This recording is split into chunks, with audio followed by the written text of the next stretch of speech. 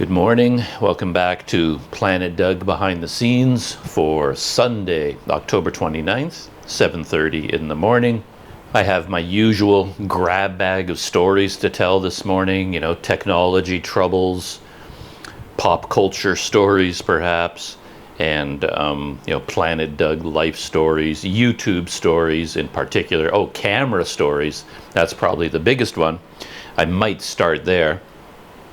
But going to do a little bit of a detour right now, because a very odd detour for Planet Doug, I must say, because I've been following a fight, a boxing match, which if you're in the field, if you have an interest in MMA, martial arts or boxing, combat sports, I guess, it's the only sport that I even vaguely follow. I don't follow anything. I don't follow soccer or football or hockey or tennis or basketball, baseball. I'm not a sports guy, but when I do follow MMA, or at least I used to follow it very carefully. I have to admit that I've lost a lot of interest in 2023, even starting in 2022. It's like MMA has just gotten weird. It used to be like a physical competition. There was athleticism involved, but the biggest league in MMA is the American League, of course, the UFC. And the UFC, for me, has just been going off the rails. It's turning into pro wrestling. It's all about goofy entertainment. They don't put the best fighter against the best fighter anymore. It's all about who sells the most tickets. It's all about popularity for the masses. And I hate that.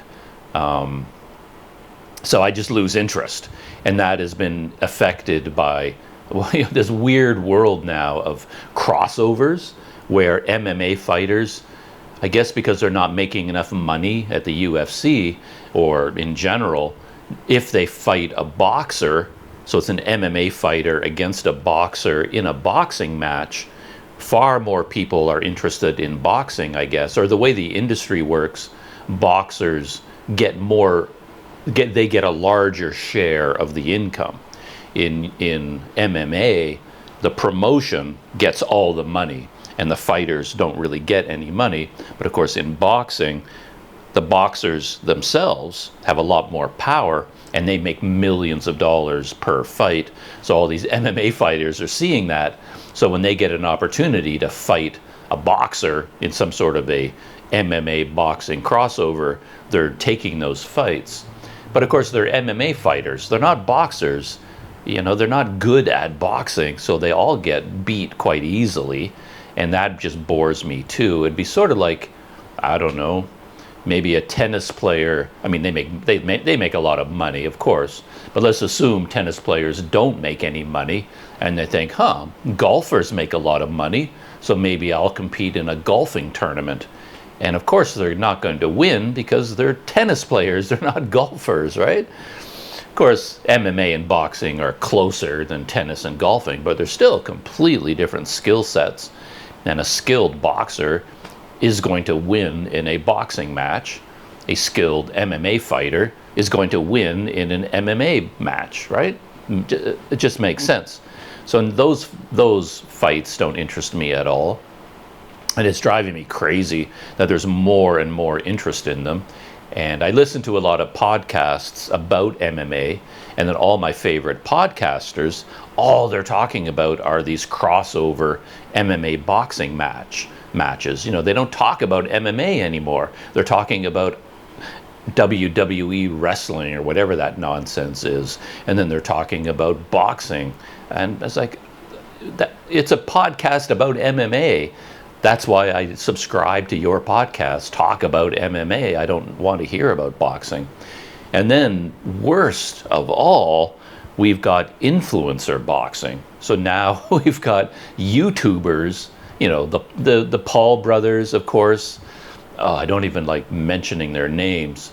They're boxing now.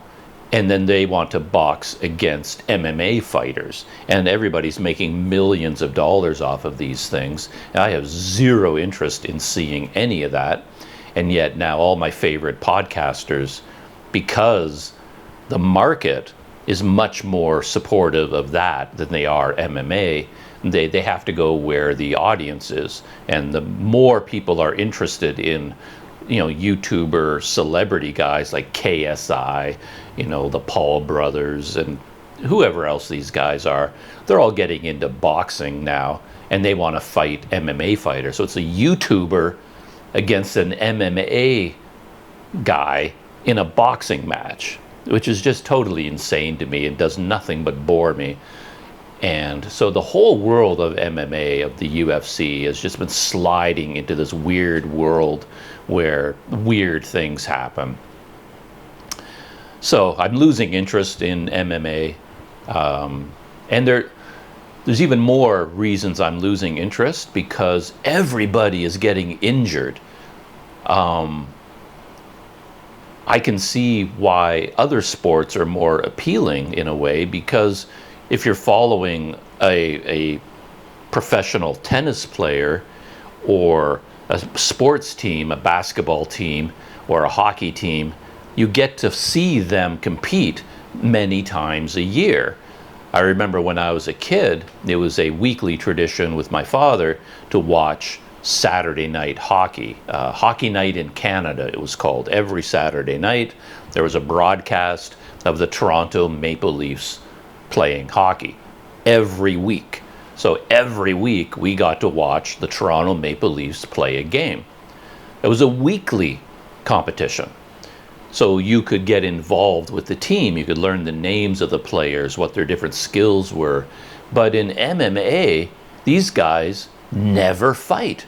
You know, it's like once every 2 years, if you're lucky, mainly because they get into contract disputes with the UFC. You know, you get guys like, you know, John Jones, the light heavyweight champion for a long time. And then he's, you know, widely considered by a lot of people to be the best fighter in the world. He's the best one, and yet he hasn't fought. You know, he'll go through like 4 years without fighting because he wants more money and they won't pay him more money. So he's out of the picture for 4 years, 5 years, however long it was. And every other fighter, just, you know, even the champions, you know, once a year, if you're lucky, you get these guys fighting once a year. And it's hard to get interested in their careers and in them as fighters because you never see them. And then if they do fight more than once a year, sure enough, they're going to get injured. And now they can't fight because they're injured. And then it's going to take another 1.5 years of surgeries before they can get back into the ring, you know, back into the cage, back into the octagon.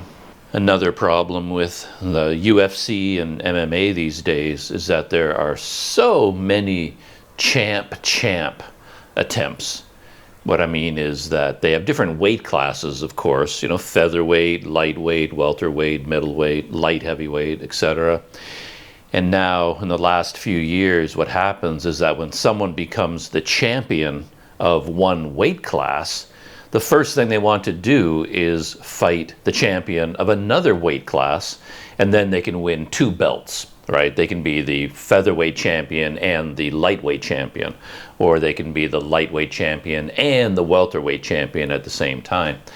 I think Conor McGregor started this nonsense, and ever since he started it, everybody's been doing it, and it just drives me crazy because every weight class gets stagnant. It gets stalled because they spend so much time focusing on these champ fights.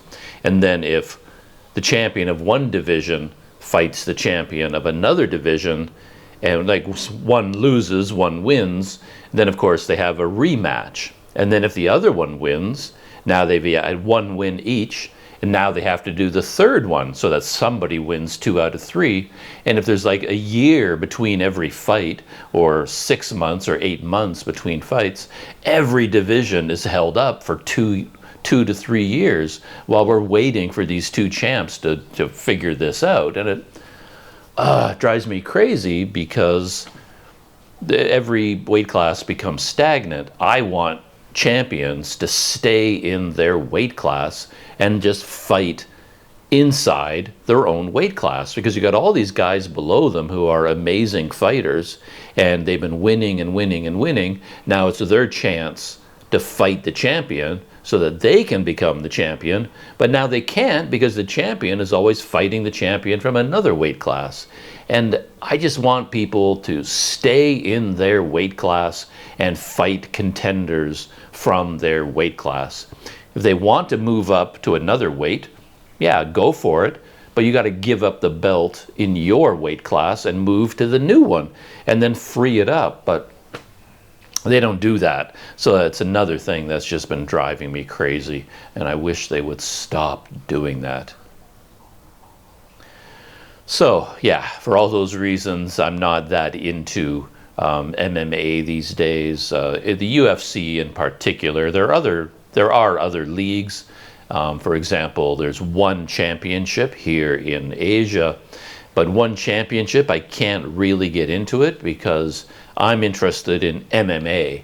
And One Championship mixes all of them together. So if you watch a One Championship event, they'll have boxing matches, Muay Thai, MMA, maybe a bunch of other weird ones that I can't think of right now, but they mix them all together in the same event.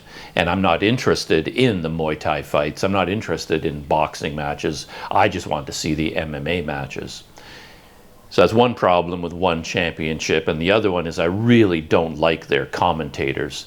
I guess they're catering to a different market perhaps, or I don't know what it is, but the tone is very different from, say, the UFC tone. I do like the way the UFC approaches things. It's just more matter of fact.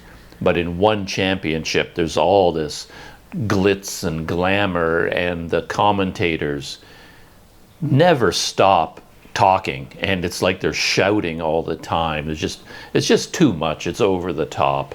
And they've got one guy in particular. He's the Goodnight Irene guy, who I cannot stand. Everybody seems to love him. I don't understand it at all. I find him to be so annoying. So he does all these puns. Like, all this commentary is like these dumb, ridiculous plays on words, all these puns that he comes up with, and I just can't stand listening to the guy. So the only way I can even listen, or the only way I can watch a One Championship event is by turning the audio off. I turn the volume way down to 0, and I just watch the fights. I just can't stand listening to the commentators. So, yeah. Pet peeves, I guess. But, yeah, so for all those reasons, I've sort of lost interest in MMA in general and the UFC in particular. Anyway, so I'm just sort of losing interest. But that was a long detour to get around to the fact that there was a crossover bout going on like right now. It just ended minutes ago between Tyson Fury and Ngannou, who was an MMA fighter in the UFC, but he left the UFC again because they weren't paying him enough money. He went into a contract negotiation. He was the heavyweight champion of the UFC, Francis Ngannou. And then he left the UFC because they couldn't come to an agreement about his new contract. And he was hoping to get one of these crossover boxing matches. And miracle of miracles, he got one with the boxing heavyweight champion, Tyson Fury, which is pretty amazing. So you've got the UFC's heavyweight champion going against boxing's heavyweight champion. But again, we're talking about an MMA fighter who has an interest in boxing, but he's never fought professionally. He's an MMA fighter, but now he's stepping into the ring against the heavyweight champion boxer of the world, and they were fighting in Saudi Arabia. So there was a lot going on there that was kind of interesting. And when I woke up this morning, I noticed that the fight had just started. So like I don't have access to the fight. Like I can't watch the actual fight, but you get all these websites that will post a live vlog, not vlog, a live blog, I guess, where they basically, every time there's a, there's a 10-round fight, and then after round 1, they'll write a description of what happened in round 1, and then what happens in round 2, live as it's happening. So just before I turned on my camera here, I was following it, and to my amazement, Francis Ngannou lasted the full 10 rounds. Actually, 3 things are amazing me right now. In one round, an early one, Francis Ngannou knocked down Tyson Fury. Didn't knock him out, but actually hit him hard enough, knocked him off his feet. So he got a knockdown, which is amazing. That's kind of a moral victory right there, because as I said, he's an MMA fighter. He's not a boxer. So, everyone was saying Tyson Fury would just destroy him. Like, there was like no chance that Francis Ngannou could do anything in this fight. It was just supposed to be a slaughter. So the fact that he actually knocked down Tyson Fury is amazing. He lasted the full 10 rounds, so everyone, myself included, I was expecting Ngannou to get knocked out, a TKO at least, in a mid-round. I didn't think he'd make it out of round 2, to be honest, but he made it all 10 rounds, and I was just looking at the scoring. Tyson Fury won, but one of the judges gave it to Ngannou. So it was a split decision win for Fury. 2 of the judges scored it for Fury, and 1 judge actually scored the bout for Ngannou. And that just blows my mind. Again, I haven't seen the fight, so I don't know what happened. And my feeling is that Fury didn't really take it that seriously, that for him it was a bit of a goof, because he normally fights, the #1 contender for boxing. And he has a fight scheduled, I think in January already, who's the #1 contender, a guy named Usyk, I think. So like, these are serious boxers, and of course Fury would train for that fight and be really prepared for it. Fighting Ngannou, I think he treated it as a bit of a goof. Maybe he didn't train that hard for it. Maybe he didn't even try that hard. I don't know. But yeah, still pretty amazing that it was a split decision win for Tyson, where I was expecting a complete knockout of Ngannou, People were giving Ngannou what they call a puncher's chance, because he hits really hard. He's a powerful puncher, so there was a chance that if he got in one clean punch, he could knock Tyson out. He could knock out anybody if he could land a clean punch. He's that strong, he hits that hard. So he had a puncher's chance, but that's all, and I didn't expect him to make it out of round number 2, but he made it all the way to the end of the fight, and 1 judge even scored it to him. And the other 2 judges, to my amazement, scored it very close. So these numbers can be a little bit weird if you don't understand how the judging works, but it was 95-94 for Tyson, 96-93 for Tyson. So those are much closer than I expected. 95-94? That's incredible. And then 1 judge had it 94-95, so scored it for Ngannou. So it looks like if one judge scored 1 extra round for Ngannou, he could have been judged the winner of the fight. So that was pretty amazing. So anyway, that kind of sets me up for the week, though, in terms of my MMA podcasts, because I listen to a lot of them. It's my indulgence, my guilty pleasure, perhaps. So I listen to all these MMA podcasts, and I'm pretty sure that this result is going to dominate all the podcasts for the entire upcoming week. And I get to hear all the MMA commentators just going crazy about this. We'll see what they have to say. But as I said, I haven't seen the fight, so I don't know what it looks like. Reading the description, round by round description, it didn't sound like very much happened. The one knockdown that Ngannou got, I think it was the highlight for the whole thing. Beyond that, I don't think much else happened. It didn't sound like an exciting fight, but we shall see. We shall see what the podcasting world has to say about it. And eventually I'll see highlights on YouTube. That's all. I'll be able to see the knockdown and some highlights when they show up on YouTube, but that's about it. So, a rare sports interlude on Planet Doug. And now I can move on to a much more familiar Planet Doug topic, camera gear, because the big story of the past couple of days, or the past week, of course, is the release of the new camera from DJI, the Pocket 3. Yeah, so I've been following that very carefully. I don't think it's a camera that I would ever buy, because it doesn't fit into the way I shoot video. But I knew it was going to be a big camera release. There was a lot of anticipation building up to it, because there were a lot of leaks came out beforehand, and it was pretty well confirmed that the Pocket 3 was going to have a 1-inch sensor in it, which would be a significant upgrade over the Pocket 2. DJI came out with the Pocket, the Osmo Pocket, quite a few years ago, and then they came out with the Pocket 2, and this one is the Pocket 3.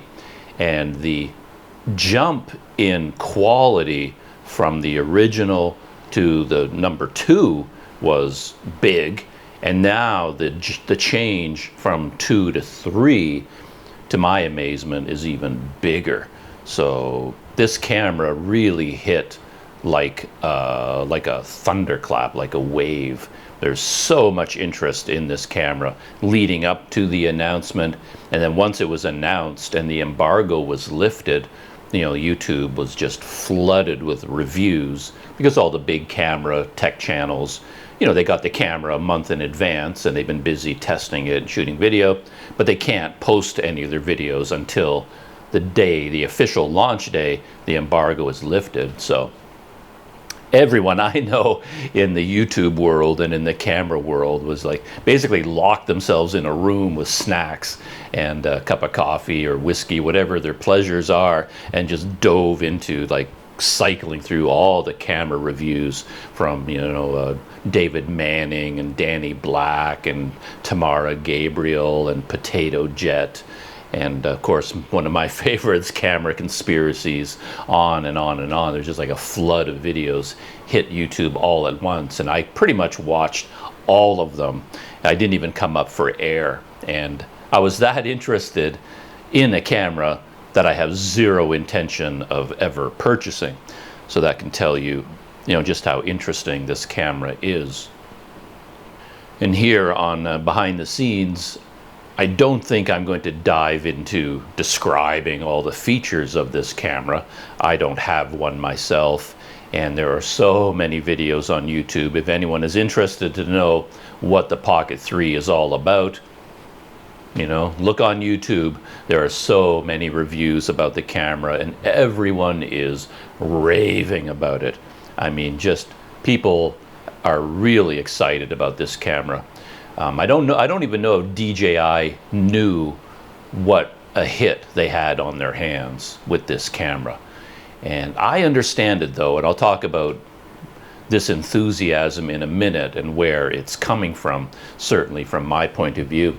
But I remember when I was following the story, and the official announcement from DJI, like on their YouTube channel, was scheduled, I think, for like 9:30 at night last, whatever it was, Wednesday night or Thursday night, whenever it was, I can't remember. So I had my, laptop turned on. I was on the DJI channel, and I wanted to watch the launch video. And the official launch video was like, meh.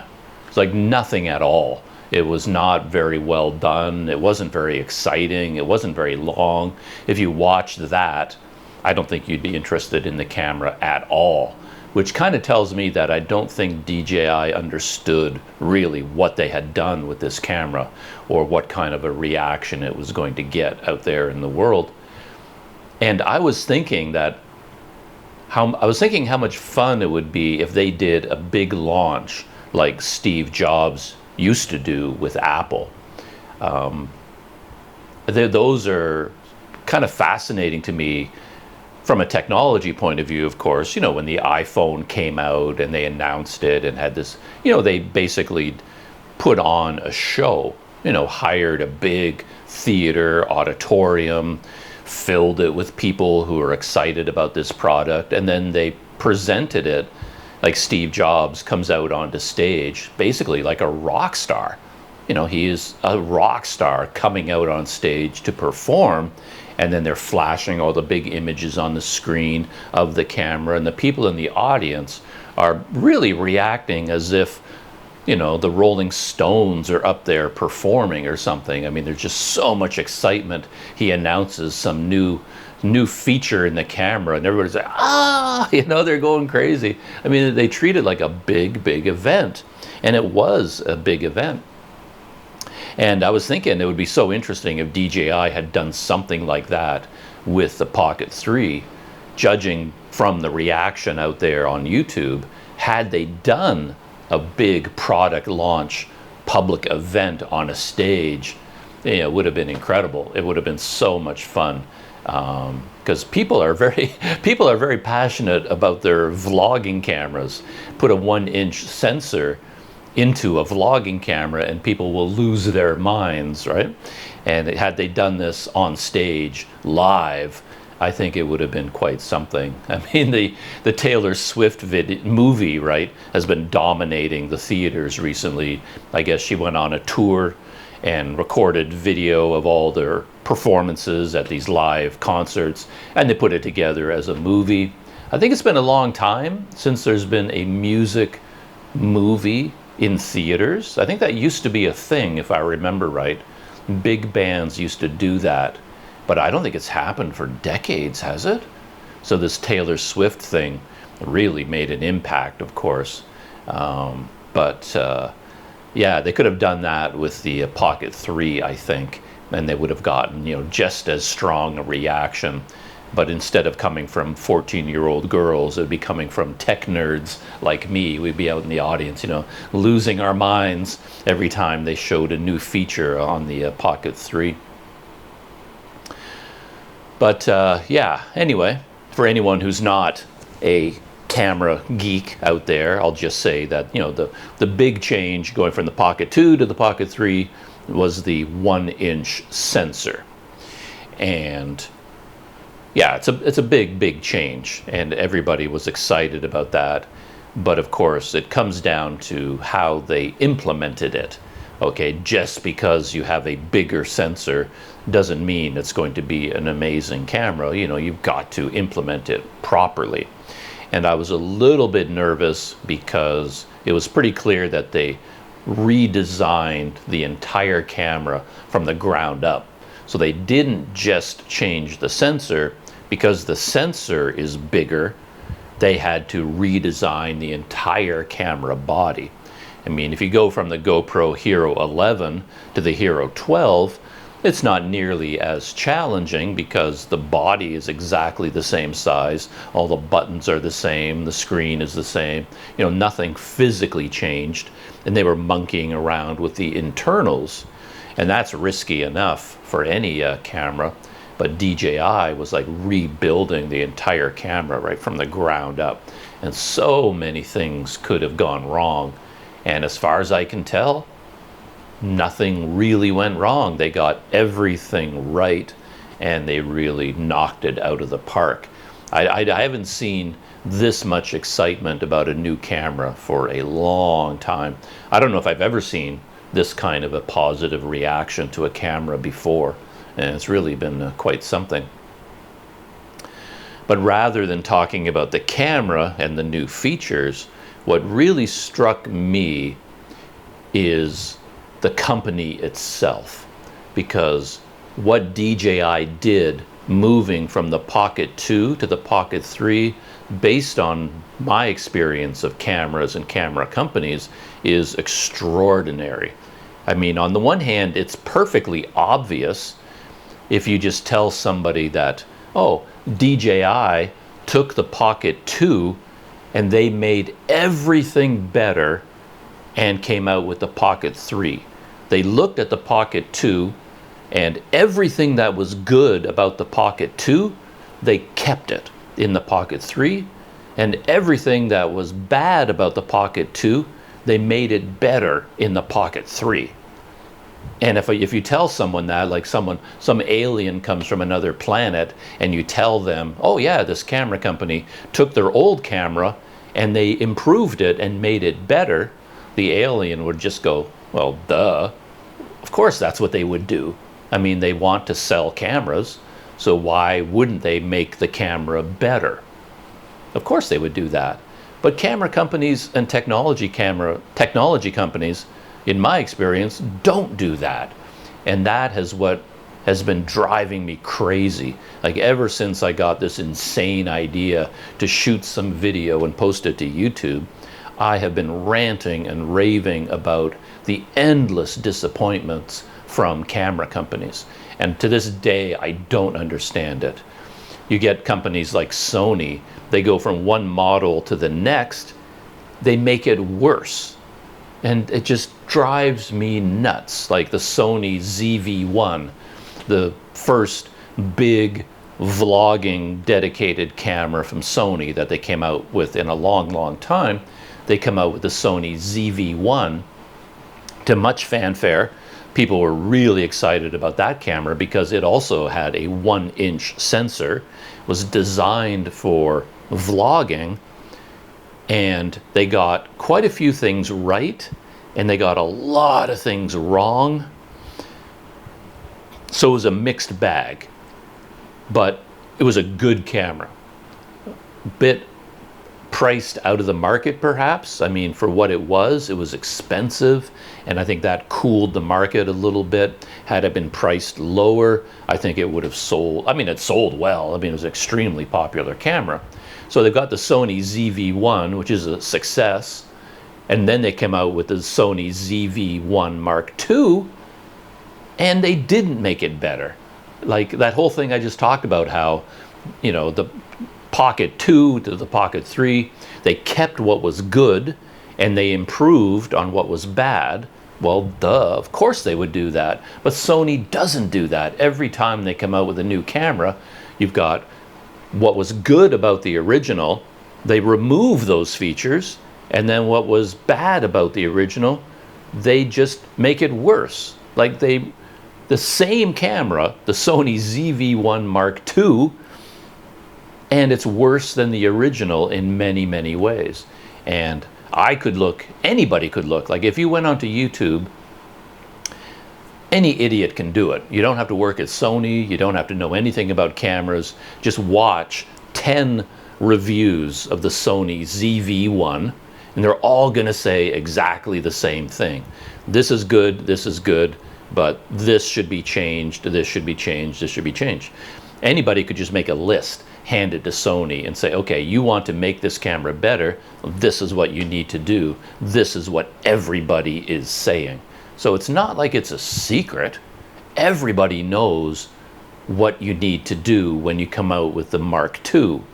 And then Sony comes out with their Mark II, and they just ignored all of that, and they just made it worse. And they come out with the Sony ZV-1F, which is even worse than both of them. And I'm just pulling out my hair constantly. And then you get companies like GoPro.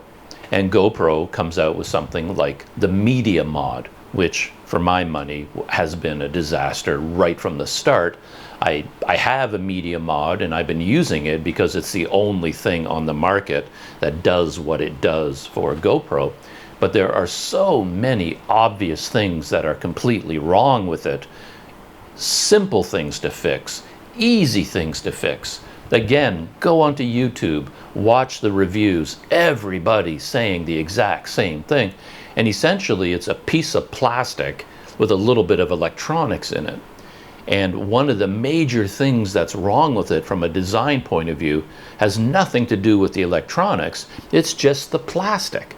How hard is it to just go back to the drawing board and say, oh, everybody says we should do this, and then just do it? But it has been years and years and years have passed, and GoPro hasn't bothered to do it. They just don't care. You know, the media mod we gave you 4 years ago, 3 years ago, it's the exact same one they're still selling today. They haven't modified it. They haven't tried to improve it. They haven't released a new version. They've just done absolutely nothing. And my question, after watching the success of the Pocket 3, my question is why? Is DJI a special company? Like, what is it about them where they get everything right? In their drones as well, you look at their history of drones, every drone they release is better than the previous ones, and it's better in exactly the way that consumers wanted. And again, you're like, well, duh, why wouldn't they do that? And there's a company in China called Ulanzi, which I've been raving about for years because they are so good. Everything that GoPro gets wrong when it comes to accessories, companies like Ulanzi gets it right. And not only do they get it right, they get it fast. If they release a product and then there's feedback from consumers that, oh, it's good, but we really wish you would tweak this, like the next day, Ulanzi releases a new version where they've included that new feature that everybody wanted. And again, you're thinking, well, duh, why wouldn't they do that? They're trying to sell their products, so why wouldn't they listen to consumers and make their products better based on consumer feedback? Of course, it makes perfect sense. But Sony doesn't do it, Panasonic doesn't do it, Olympus doesn't do it, Canon doesn't do it, Fuji doesn't do it, GoPro doesn't do it. And again, what I want to know is how can DJI do it, or why do they do it? They give consumers what they want, and they do it fast. It's really something. The difference, if I keep thinking about this one example of the Sony ZV-1 moving on to the Mark II, Canon, the G7X Mark I to the Mark II to the Mark III. It takes those companies so long to adjust their cameras to the new market desires, and they get it wrong every single time. And my question is, are they correct to do that? Like, did Sony do surveys, like marketing research, and they could see how to make the camera better?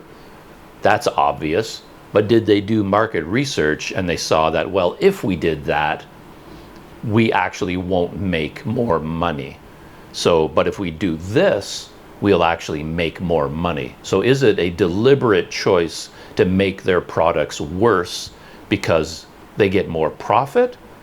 Or is it a corporate culture where they don't even know, like they don't even listen to consumers? They're not paying attention.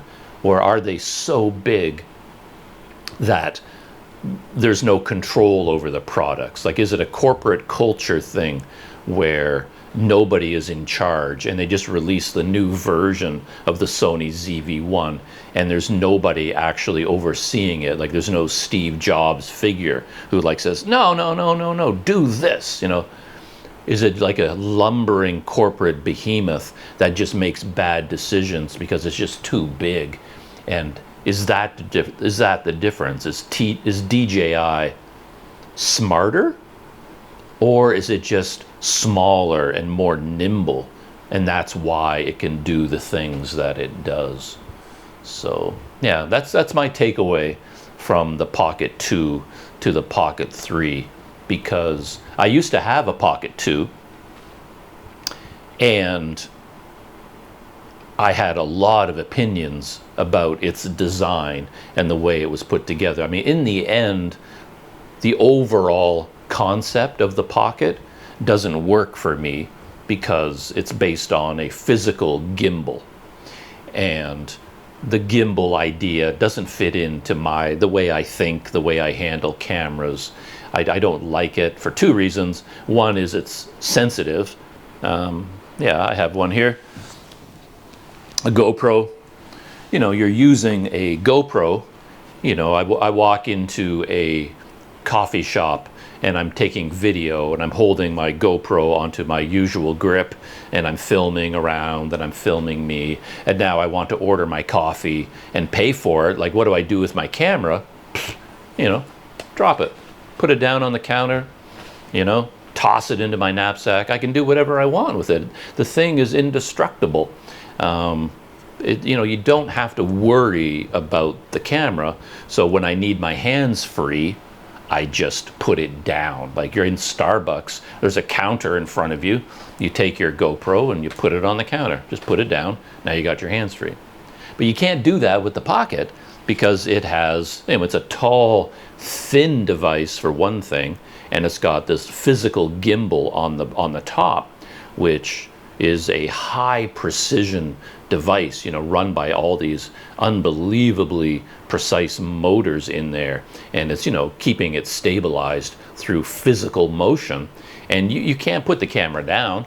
I mean, that thing rests on the gimbal. You'll, you know, it's vibrating. You can't put it down because you'll break the gimbal. So there you are. Once you're holding the Pocket, what do you do with it? You can mount like little tripod legs on the bottom, and then, you know, you can pull out the legs and then sort of put it down somewhere. But then you have to be really careful that nobody knocks it, nobody bumps into it, it doesn't touch anything. It's just a delicate device. And when I tried to use the Pocket 2 in a typical day for me, like, I thought, okay, action camera, I'll put this on my scooter, and then when I get off my scooter to go into a restaurant or a cafe or a 7-Eleven, wherever I'm going, then I'll get my Pocket 2 out of my knapsack, and then I'll film with my Pocket 2 because it has some advantages over the GoPro. But I tried to do that for a while and it just never worked because, yeah, I was in Thailand zooming around on my scooter and I see they're selling some roasted snacks at the side of the road, and I park my scooter, I get out the Pocket 2 and I walk over there and I'm getting nice close-ups of the food, but then I try and pay the person and I'm like, oh, what do I do with this thing? And with the GoPro, with the grip, I would often just put it between my knees. Like, I just stick the grip between my knees and I hold it there while I get out my wallet and I'm paying, and then I get my food and then I grab it. And I want to walk to a table, I can put the GoPro underneath my armpit and just hold it there. And you can do whatever you want with it. But with the Pocket, I was like hamstrung. I couldn't move. I couldn't. It's like, oh, what do I do with this thing? And I'm trying to put it down and I couldn't put it down anywhere. And over a few days, I just gave up using it. So that's reason number one. Very sensitive and very delicate, you know, the gimbal mechanism, and that doesn't fit into my lifestyle. And number two, it's a gimbal. So it's kind of hard to describe, but the gimbal operates independently from the camera body, which is a big advantage of the Pocket. So if you're holding the camera body pointing in this direction and you want to take video somewhere else, you can adjust the gimbal, and the gimbal moves from right to left. It rotates and it moves up and down. So the fact that you're holding the camera, pointing it in that direction, has nothing to do with where the camera is taking video. I could be pointing it straight ahead of me, meanwhile it's filming straight up above me or straight down or way off to the left, because you control the gimbal. And for me, it was like a two-step process where you have an intermediary control mechanism between me and the lens, whereas with the GoPro, it's just a physical movement. You know, what I want to take video of, I just point the camera at it. You know, I want video of me, I point the camera at me. But, you know, with the Pocket, you're holding the camera. If I want to change what the GoPro is filming, like I'm filming ahead of me, I point the camera ahead of me. Now if I want to film me, I turn the whole camera around. And it's a very simple, intuitive process. Film you, film me, you know, film you, film me. It's just nothing, it takes no brain cells to do that. But the Pocket doesn't work that way. You always hold the camera in one orientation. So it would be like always holding the GoPro this way. You never adjust your grip on the camera. But if you want to film away from you, then you have to push a button 3 times, and then the gimbal turns around 180 degrees. So if I want to film you, I have to move my thumb, hit the button 3 times, and then it spins around, filming you. Now I want to film me, I hit the button 3 times, and you know, or use the joystick to aim the gimbal there and and you know, over time you develop muscle memory, you know how to do it, you get used to it.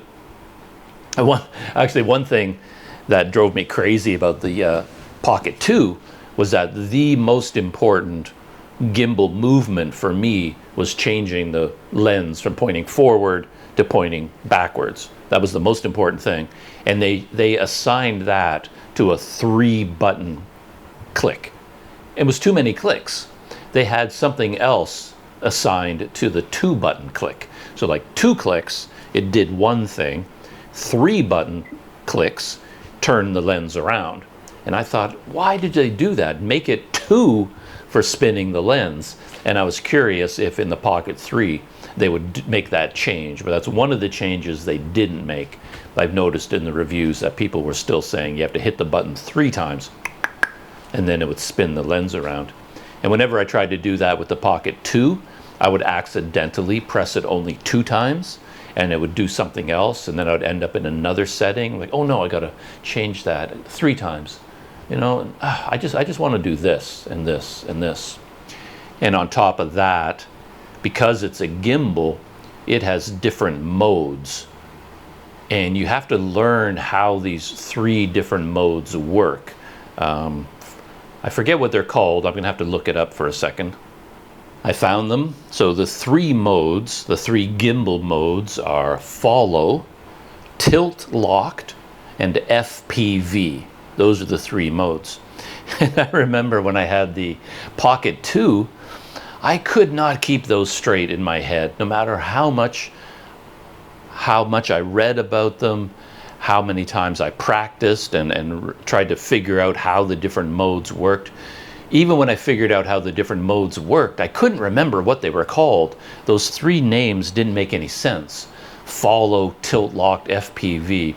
And I remember shooting this huge video. I had this big video project because back in those days I was trying to develop the Planet Doug Learning Curve channel. That was going to be my technology channel. I've sort of abandoned that. I haven't even looked at it for years probably because I just don't have time to do any of those things.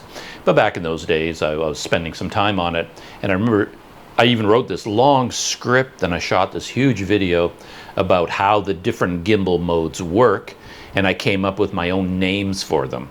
That made more sense to me because follow, FPV, and tilt locked, I could never keep it straight in my head which one was which and how to move to them onto the Pocket 2, a bunch of button presses, and the screen was so small I couldn't tell what mode I was in, and it was a whole thing. And I came up with my own names for each mode that actually made intuitive sense and connected with the physical movement of the gimbal. And then I had to really learn how to do it. But I've forgotten all of it, so now I can't even remember. And one thing I've noticed about all the YouTube reviews, like people who are raving about this camera, the Pocket 3, and I think it's a huge seller worldwide. People are rushing out and just snatching it off the shelves. People want to get it instantly. And what I've noticed though is that the YouTube reviewers, as much as they're praising the camera and all the good things about it, none of them actually mention the fact that it's a gimbal in a way. Like nobody ever mentions, well, when you're filming with this, you have to choose what mode to be in, you know, follow mode, FPV mode, or tilt lock mode, and that, you know, you have to aim the gimbal, you know, da da da da da. Nobody brings that up ever in any of the reviews, and yet it's probably the most important thing about the camera. So I have been wondering whether there's a lot of people out there who don't really know what these cameras are all about. They've never had the Pocket or the Pocket 2, they've never had a gimbal before, and they don't really know about this issue, and all they're seeing is how everybody is raving about this new camera, and they're showing the video quality, and the video quality is amazing. So I can imagine all these people out there who don't know what a gimbal is getting swayed by the reviews, rushing out and buying one of these, and then they get it home and they start taking video with it, and they're like, oh, what the heck do I do with this thing? What's this gimbal? FPV, tilt locked, and what does each one do, and why is my camera pointing over there when I want it to point over here? How do I control it exactly? And I'm thinking a lot of people will stumble across this idea that in order to use this camera effectively, they're going to have to exercise a new part of their brain and develop some techniques, some physical techniques. It's like, oh, okay, that's how that mode works. And if I want to film this, I have to be in this mode. The one reason I think they've been able to ignore all of this is because DJI improved the tracking. And that's the key thing about this camera for me. You know, the 1-inch sensor means better video quality. That's a given. But they also came out with the new tracking software, tracking Active Track 6.0, and it seems to work really, really well. So what you can do is bypass, if you're a vlogger, to a certain extent, you can bypass all of the modes because you can track yourself. So if you're filming yourself, you put it on tracking, you know, lock it onto your face, and then you don't have to worry about where the camera is. No matter where you move it, you can hold it in your right hand, move it to your left hand, and the gimbal will just keep turning to keep your face, you know, in the frame. So this tracking feature is what everybody is using in all the YouTube reviews. They put it into tracking, and then they can just sort of talk about the camera, and they never have to worry about where the gimbal is pointing because it's locked onto their face. So that kind of bypasses the gimbal modes. But as soon as you try to do something else, you suddenly run into this idea that, oh, okay, now I have to understand what a gimbal is, how it works, what mode to put it in, and then how to control it with the joystick and the buttons and things like that. So that could be an issue for new people. I mean, people who have a Pocket 2, for my money, the question, should I upgrade to the Pocket 3? Well, to that I would also reply with a duh, yes, you do. I mean, it's an absolute no-brainer. You start looking at the video comparisons between the Pocket 2 and the Pocket 3, it's just like no comparison at all. The Pocket 3 is a completely new camera in every way you can imagine. So it makes perfect sense, I think, to upgrade from the 2 to the 3. But despite all the positive qualities of the Pocket 3, it would make a lot of sense for someone like me to buy it, to be honest. I'm really bad-mouthing the Sony ZV-1 Mark II, but for my money, the Pocket 3 is quite a bit more expensive than the Pocket 2. It's in the same general price range as the Sony ZV-1, so to me, that's a competitor, 1-inch sensor, but for the way I use cameras, I would pick the Sony. It would, as amazing as the Pocket 3 is, I still wouldn't buy it for myself. I would get the Sony. And yeah, it's the form factor of the Pocket 3 also is a problem for me, because the way it's designed as a vlogging camera and the way it works is that assuming, I think if you got the Pocket 3 and then you put the battery attachment on, it's probably about this long, the same length as my GoPro grip, and it's designed for you to hold it in your hand at arm's length and then film yourself. So everyone you see using the Pocket 3, this is how they're holding the camera. That's how it's meant to be held. But I don't like to do that. I don't know, this whole holding my arm straight out from my body and marching around like this. I don't like doing that. What I like to do is, you know, have a longer extension, you know, like this. So you're kind of holding it down by your waist, and then you have a selfie stick. You know, I like to use a selfie stick, basically. I don't like to hold the camera. Like a lot of people even do that with the GoPro. They hold it in their hand, and I don't like to do that. I like to take my GoPro, you know, and of course I put it onto some kind of a selfie stick like this, and then I hold it far away from me, curving upwards. But then if you do that with the Pocket 3, you can mount it on some kind of a selfie stick if you want to, but it's not designed to work that way. So now you've got this long, thin thing sticking up from the top of your selfie stick, and all the controls, because you really have to have access to the touch screen to do anything. It's designed to be held, as I said, with like if I fold this thing up again, you know, it's designed to be held like this, and then your thumb falls right onto the touchscreen. That's how the camera was designed. But if you put it on a selfie stick, and now the touchscreen is way up here, you don't have access to it anymore. It's not designed that way. So yeah, it's just not really the camera for me. It would work for me to the extent of how small and light it is. Like right now I'm using an Olympus OMD EM5 Mark II, and in a way something like the Pocket 3 could replace this camera kind of as a studio camera. I would still prefer to use this Olympus if I could, but it weighs like 1,000,000 times more than the Pocket. So if you're talking about, you know, packing up your knapsack and then putting your cameras in your bag to carry around with you, then the Pocket 3 has a huge advantage over the Olympus that I'm using because it's so small and light.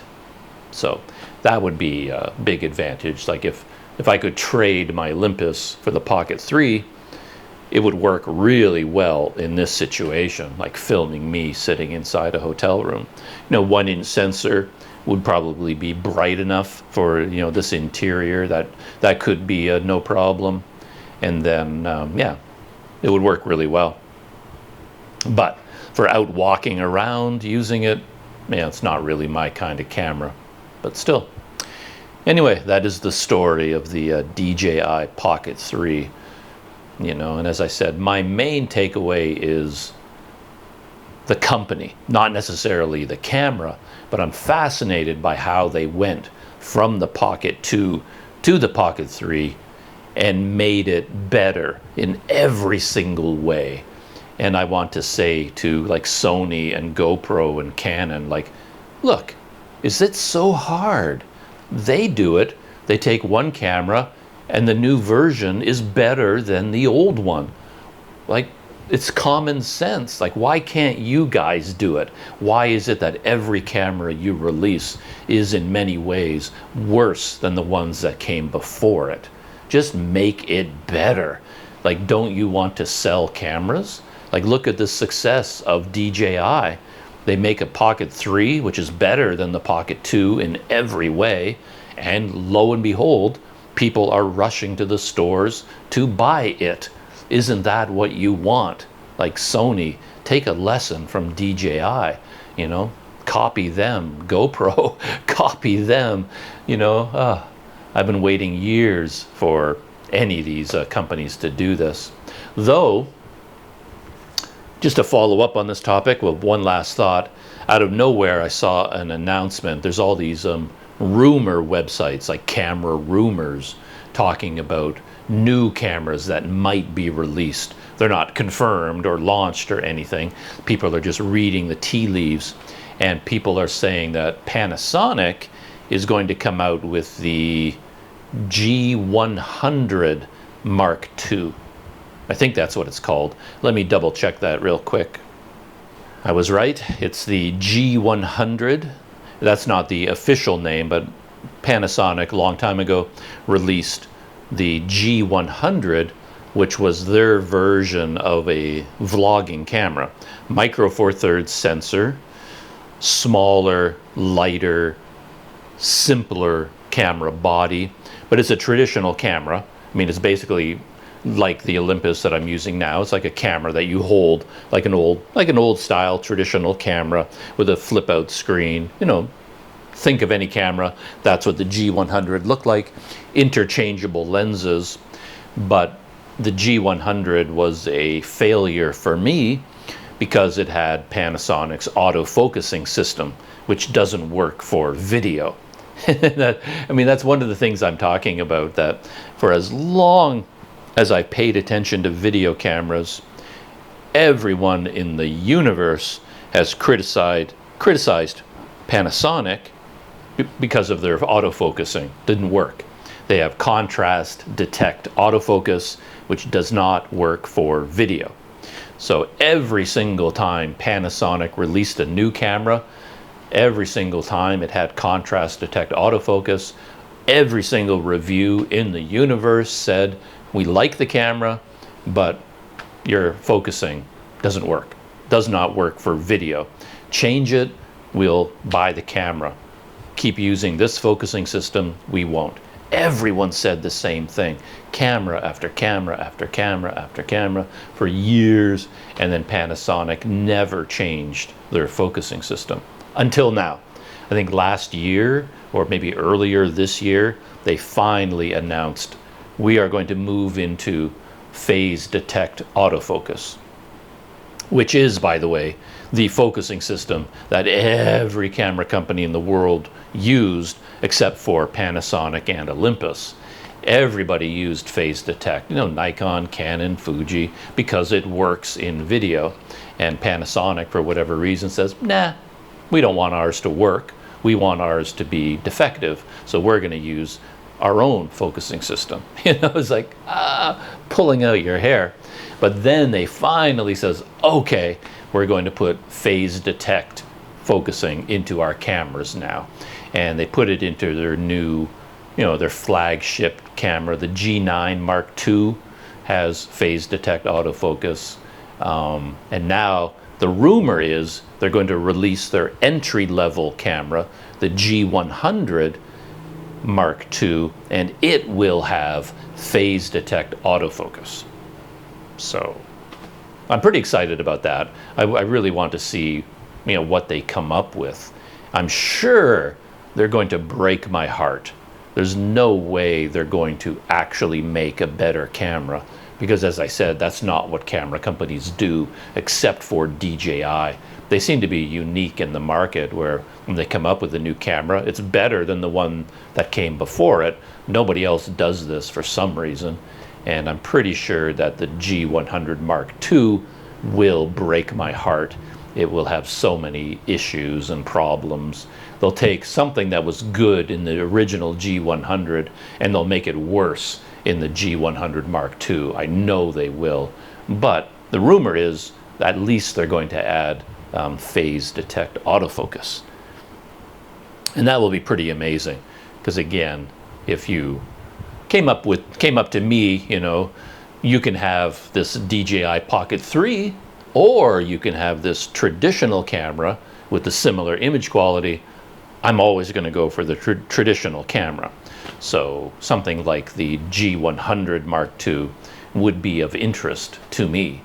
If it works, you know, if it's a good vlogging camera, yeah, I'd be interested. Because the one issue with my Olympus is it still has the old focusing system.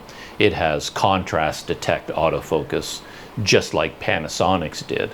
It seems to work better than I'm used to. I used to have a Panasonic G85, and I almost never used it because the focusing drove me crazy. And this Olympus, which replaced the G85 for me, seems to work much better. But if you go out walking around with it and vlogging with it, it doesn't really work. You know, it may focus on me. It usually will focus on something behind me, or it will go back and forth. Like the focus keeps changing. It'll focus on this, then that, then this, then that. You know, it just moves around all the time. Whereas phase detect, you can set it up in the camera to focus on whatever's in the center of the frame, and that's it. It just stays in focus. You know, it just focuses on whatever you point the camera at. So hopefully Panasonic's G100 Mark II will work that way, and it's in the same price range as the Sony ZV-1 and the Pocket 3. You know, it's in that price range, but it has a micro four thirds sensor. So everybody is like losing their minds because the Pocket 3 has a 1-inch sensor. The main talking point is how big the sensor is, but in reality, a micro four thirds sensor is like twice as big as a 1-inch sensor. So, you know, if a 1-inch in the Pocket 3 is good, then anything with a micro four thirds has to be twice as good at least. So, you know, the G100 will have that going for it as well. So I don't know when it's going to be released, but that is the rumor that that's the next camera. You know, their entry-level vlogging camera. And cameras are so expensive these days that, you know, even an entry-level camera for a normal person is very expensive. So they're, you know, they're going to be marketing it as their inexpensive, low-budget, entry-level camera, but the body alone is still going to cost $700 or something like that. So it's still going to be expensive, but it'll be interesting when it comes out.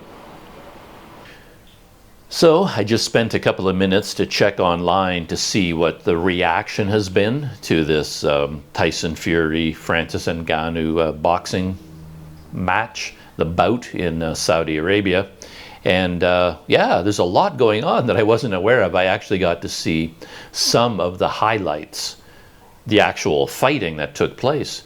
And now I kind of understand why the fight judging was as close as it was. I was so surprised that it was a split decision win, and that one of the judges scored the fight for Ngannou.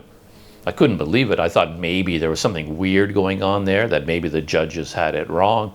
But based on what I saw in the highlights, Ngannou did really, really well. I was really surprised. Like I said, he dropped Tyson Fury in the third round, caught him with a left hook, and dropped him, a knockdown, which kind of gives him a moral victory in the fight, as I said. But it wasn't just in that round. I watched highlights from all the rounds, and Ngannou did really well. He was holding his own, and a lot of his later punches didn't connect, but he was really throwing and throwing hard, and I could easily see if any one of those punches connected. He had success with that left hook, so he went looking for it later on. And I think he was like throwing a right jab to the body, hoping that Fury would drop his hands, so he would throw the jab to the body and then come over with the left hook. He was trying to land that left hook again because it worked so well in round number 3, so he went hunting for it, and he missed every other time. But any one of those, had they connected, could have ended the fight, and he landed a lot more punches than I thought he would. Yeah, he did really well. I was surprised. And when you think about it again, we're talking about a fighter in Ngannou who has never boxed before in a professional bout. This was his very, very first boxing match, and he's fighting the heavyweight champion of the world, and he almost won. And that's just absolutely insane if you think about it. Yeah, crazy fight. So yeah, kind of an interesting way to start the day. I'm still fighting through my fog of fatigue, but that was an interesting way to start the day. Maybe I'll just go straight back to bed, see if I can get some sleep now.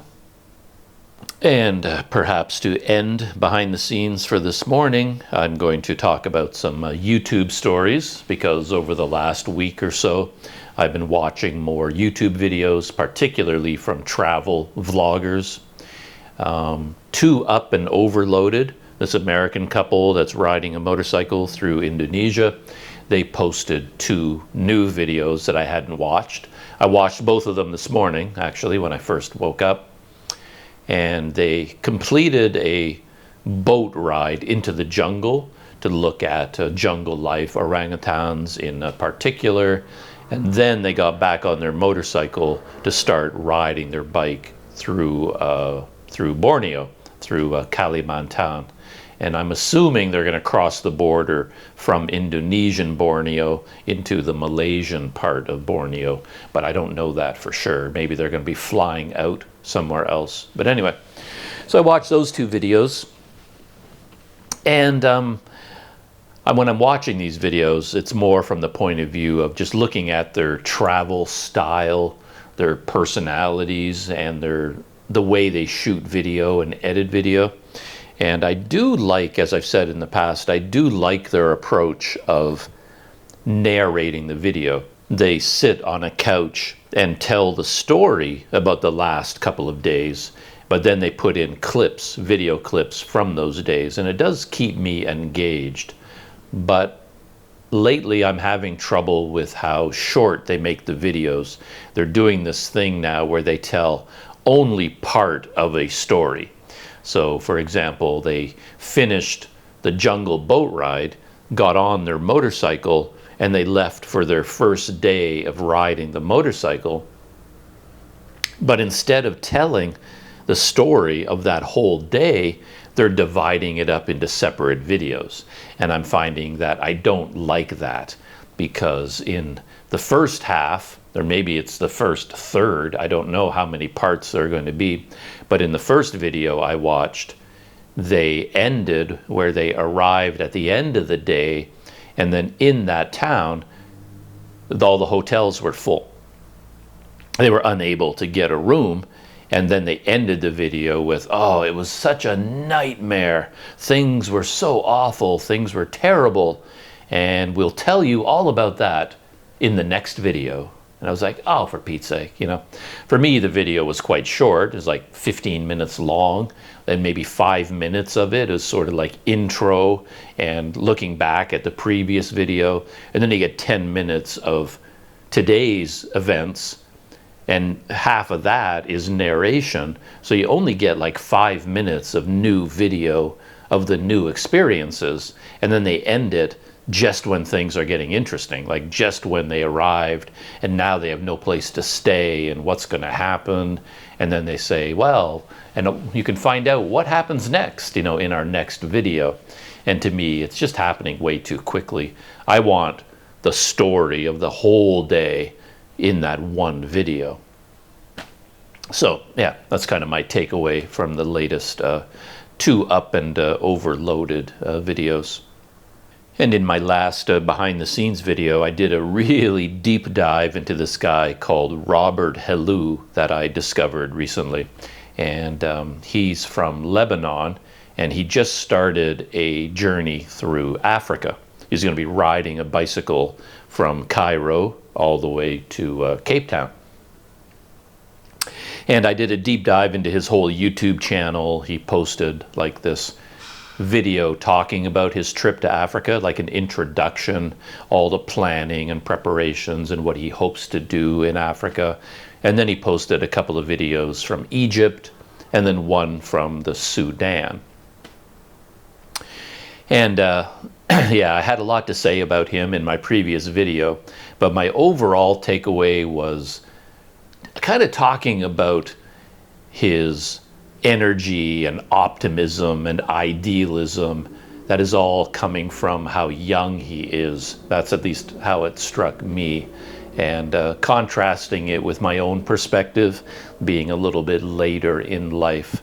And because he's so young and so energetic and enthusiastic and all of that, a lot of what he was saying in his videos seemed way over the top to me. like so much about himself and this journey of self-discovery, and it was all just a bit too much. My overall feeling was, you're just riding a bike. It's not that big a deal. You know, you're riding a bike through Africa. You're going to have some adventures. You can tone down the rhetoric by a factor of 100 for me, you know. But hey, you know, like I said, he's young and he's excited and enthusiastic, so you kind of got to cut him a break. But one thing I noticed, I was checking this morning to see if there was a new video, and there wasn't one. And then I noticed that his previous video was like 2 or 3 weeks ago. So there's like a 2 or 3 week gap between that video and, you know, this one, the latest one. And then I looked at his previous videos, and I was kind of surprised to see that his whole experience so far, according to the videos, has been 8 months. And he's basically posted 7 videos, maybe 6 videos or 7 in 8 months. So there's actually like one video, and then a month will go by until we get the next video, and then a month and a half until the next video. Because I was talking about how there was so much editing in his videos, like he works really hard on them, the editing and the cinematography and the audio, different clips, and yeah, a lot of work goes into his videos, and I really admired that about what he was doing. But now when I look at the schedule, it's like, well, you're spending a month and a half working on one video. Well, okay, you've got time. You know, you've got time to come up with something this fancy if you spend over a month on just one video.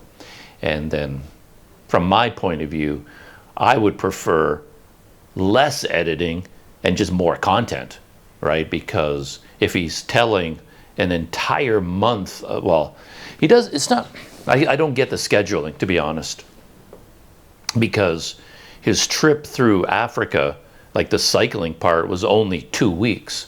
So his entire cycling journey from Cairo to the border with the Sudan and going into the Sudan in real time, that was only 2 weeks. So it's 2 weeks of activities, but it's taking him 4 months to produce like 3 videos about those 2 weeks, right? It's kind of, I don't know what's going on there. But I would prefer to have less polished videos, more about his day-to-day experiences. You know, I would rather have, like, give me one video a week. You know, that's kind of what Two Up and Overloaded does. And I think the Lost Boys, they kind of post one video per week. Itchy Boots, maybe in the middle of her journeys, like 2 videos per week. I think that's what she does. And that's what I would prefer from Robert Halou. You know, I don't need all the polish. I don't need all the fancy editing. I just want more storytelling. You know, just tell me more about your journey. And that's kind of my main takeaway about him right now. But he is traveling with another person. Her name is Florence Ryan. And I'm not really sure where she's from. Maybe I can find out. She might be from France. She might be from Germany. But her English accent is pretty much perfect. So I kind of thought she was also American or Canadian or Australian or someone like that, because her English was quite good. But I think she's European of some kind. But anyway, she's traveling with Roberto Halou. They're cycling together. They planned the whole trip together. And she's posting videos on her own channel. Florence Ryan, I think, is the name of her channel. And it was interesting for me to see her videos about the same experiences as Roberto's. And she focuses on different things sometimes. So, for example, I talked before about how Roberto barely showed anything about getting their visa for the Sudan. And I know from previous videos and watching other travelers that getting the Sudan visa can be quite a crazy experience. But he didn't show any of that. But Florence, she did. She's kind of following the same pattern. So for the same 8-month period of time, she's also only posted like 6 videos. But in her Cairo video, she actually documented the whole experience of trying to get the visa for the Sudan. And I kind of enjoyed that because I like behind the scenes sort of stuff, and all the craziness of trying to get, and all the inefficiency and the nuttiness of going to the embassy for the Sudan. And their whole thing is in this alleyway. It's not like you go into a building and go through a door into a lobby where there's all these offices. All it really is this window. There's a tiny window that opens onto the street, onto an alleyway. And then sometimes somebody from the Sudanese embassy opens this little window, and that's where you go to get your forms and fill out the documents and pay your money, all through this one tiny window. And the window will sort of pop open and everybody rushes there and tries to do something, and then the window closes, and when the window is closed, it's like, well, now what do we do, you know? Anyway, there's a lot of chaos and a lot of confusion, and she told some of that story, which I kind of appreciated. I just want 100 times more stories like that, you know. But she's following the same pattern as Roberto, with big, polished videos with a lot of fancy editing, a lot of graphics, and a lot of like cultural and historical information, rather than the personal stories, the trials and tribulations of cycling through Africa. But anyway, I'm going to watch their videos. It's just going to take a long time now. I can see that. I was hoping to have some entertainment value, just like every week watch their new video, but it's going to be like a month between every video. I have no idea how that's going to work out in the long run. And I mentioned how Roberto's perspective on the whole journey was a bit much for me. You know, there was like a bit over the top in terms of how he talked about it. And I'm much older and much more matter-of-fact about these things, I guess. And Florence Ryan is in that same sort of category for me, which I find interesting, because she's young as well, doing a lot of things for the very first time, and that comes with a certain type of attitude, I find. So in her video about cycling through Egypt, she called it the real Egypt. And like she had that in the thumbnail or in the video title, maybe in both. And the whole idea for her in her video is that she's riding her bicycle through the countryside, meeting all these local people in the villages along the way. And she says that she is seeing the real Egypt as opposed to tourists. You know, it's this whole competition between travelers and tourists, where a traveler sees themselves as superior to the tourist. You know, the tourist is not seeing the real Egypt. They're only having the tourist, and we are better than they are. We are travelers, we are explorers, and we are exploring the real Egypt. And she talked about that quite a bit, because they did go to the temples, you know, the big temples and the pyramids. You know, they did go to the big tourist attractions of Cairo, Luxor, and then other places, you know, further south. But when they went there, they would start talking about how there's too many tourists. You know, the tourists are kind of ruining the experience. You know, they would go there early because they're camping, or they're sleeping very near the temple, and they get to go there early in the morning on their bicycles, and they enjoy the temple when it's very empty. But then later in the morning, the big boats come on the Nile River, you know, carrying all the tourists on their packages, you know, on their package tours, and then a lot of people show up at the temple, and then they would talk about that and how they liked it so much better when the temple was empty. And they, you know, she talks about how, you know, she's seeing the real Egypt, and she talks a lot about the advantages of riding a bicycle, you know, and everything she says, I agree with her, because I've had that experience as well. That on, you know, riding a bicycle through a country affords you quite a few opportunities that you wouldn't have if you just showed up on a package tour, you know, and took the boat down the Nile and had a guide the entire time. They're two different experiences. There are good and bad about both, But I've learned over time that there is no such thing as the real Egypt.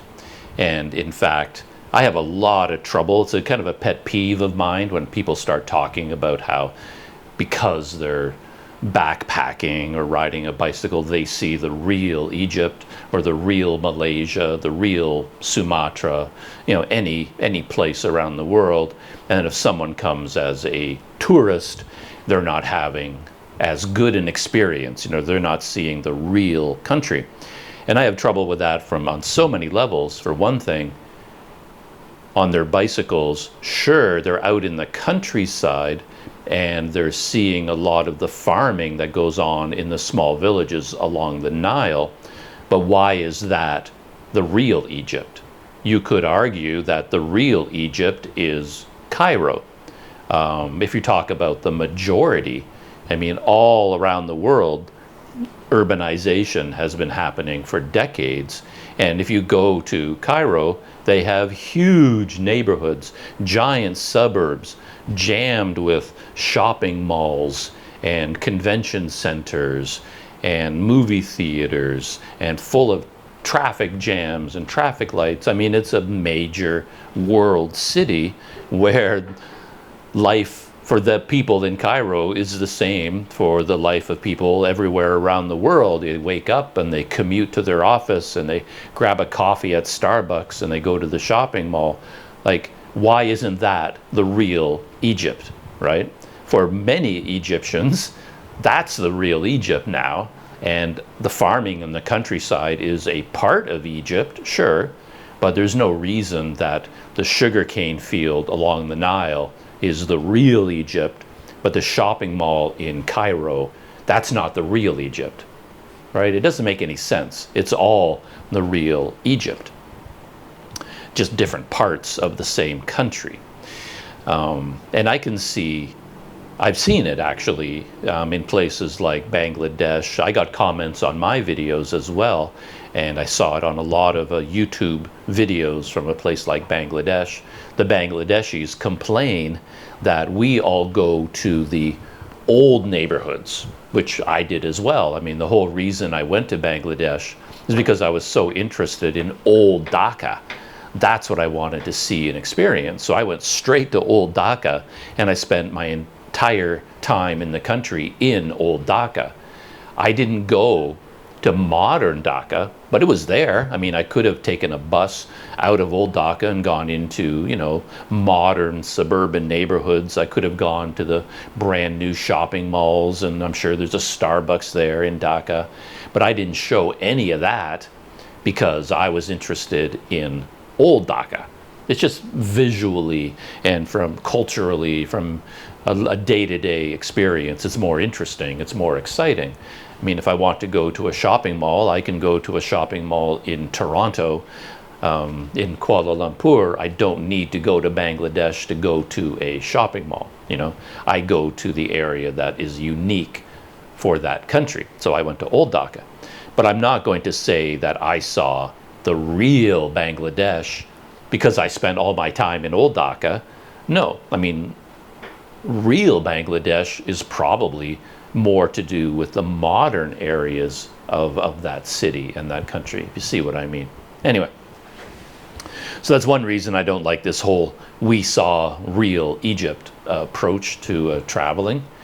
And another is, well, who's to say who had a better experience? Because I did notice that Florence and all the people that she was with, they didn't know very much about what they were seeing. They were there absorbing the atmosphere of these temples and pyramids, all the ruins of Egypt, but they didn't really know a lot about them. And there was one interesting moment in their video where they were traveling with this guy from the Netherlands. They called him Tim. I don't know what his Dutch name is. Maybe it's Tim. But anyway, he had been hitchhiking. His goal was to hitchhike from the Netherlands all the way to someplace in Asia. I forget what his destination was. Anyway, he was hitchhiking, but then he joined them for some cycling in Egypt. So Tim was there, and then while they were at this one temple complex, what Tim would do was kind of a fun thing they did. He would put on a hat and pretend to be part of the tour groups. So he would see a tour group going by with a guide, and then he would join the tour group with the guide for a few minutes, listen to what the guide was telling them about the temple, and then he would come back to Florence and tell her what he learned. And he says, oh yeah, I just learned that this is this and this is that.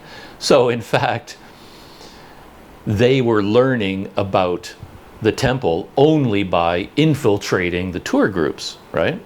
So who was learning more about the history and the culture of Egypt? You know, the cyclists or the people on the tour groups? And I think when they were in Cairo, they never even went to the museums.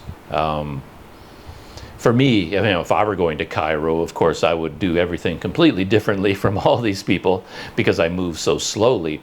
But I have a habit of, as soon as I get to a new place, I go to the museums. I want to go to the museum first, kind of get my bearings, you know, learn a little bit about the history, learn a bit about the culture, and then after visiting the museum, seeing the mummies of the pharaohs, seeing all the objects that were taken out of the tombs of the pyramids, you know, learning about the history. Then after the museum, I would go to the pyramids. And as far as I know, Florence and Roberto and Tim, they never went to the museums. They probably would have thought, well, that's too touristy. You know, that's where the tourists go. They go to the museums. We go to the real Egypt. And I'm pretty sure that all the people on the boats, on the package tours, they land in Cairo and they're going to go to the museum. Part of their trip, of course, they're going to go to the museum, spend a day there learning about the history of Egypt, and then with their tour group and their guide, then they're going to go to the pyramids, and their guides are going to walk them around and tell them about what they're seeing. And by the time our cyclists met these tourists, they probably knew, the tourists probably knew much, much more about Egypt, the real Egypt, than they did. You see what I mean? You know, go to the museum, learn about the history and the culture and all that kind of stuff, then go to the pyramids. Well, you have some idea of what you are looking at, and then your guide takes you around the pyramids and actually tells you things and answers your questions about what you're seeing. So in a way, you could say that these package tourists are getting a better experience than the cyclists were. And they certainly would have known a lot more about the places that they were visiting. So, you know, who is experiencing the real Egypt, you know, which it's not that clear cut. And from my point of view, there's no point making the distinction. I mean, you can enjoy your cycling trip through Egypt without putting other people down. You see what I mean? You don't have to, in order to feel good about what you're doing, you don't have to compare yourself to what other people are doing and put them down and kind of see yourself as being superior to them.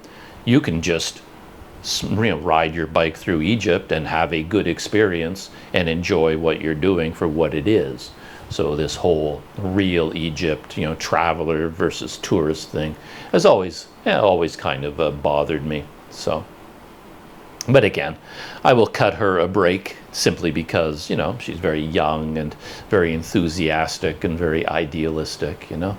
And me and my fog of fatigue, I'm way beyond that kind of experience, and I'm way beyond, yeah, that kind of thinking. And I think I'm going to end my behind-the-scenes video there for this morning. I think there's a little bit of sunshine outside right now, so that's giving me some energy. Maybe I will go outside and explore the world a little bit. That is the end of today's thoughts. I'm going to shut down for now for this morning. As always, I'll see you in the next video.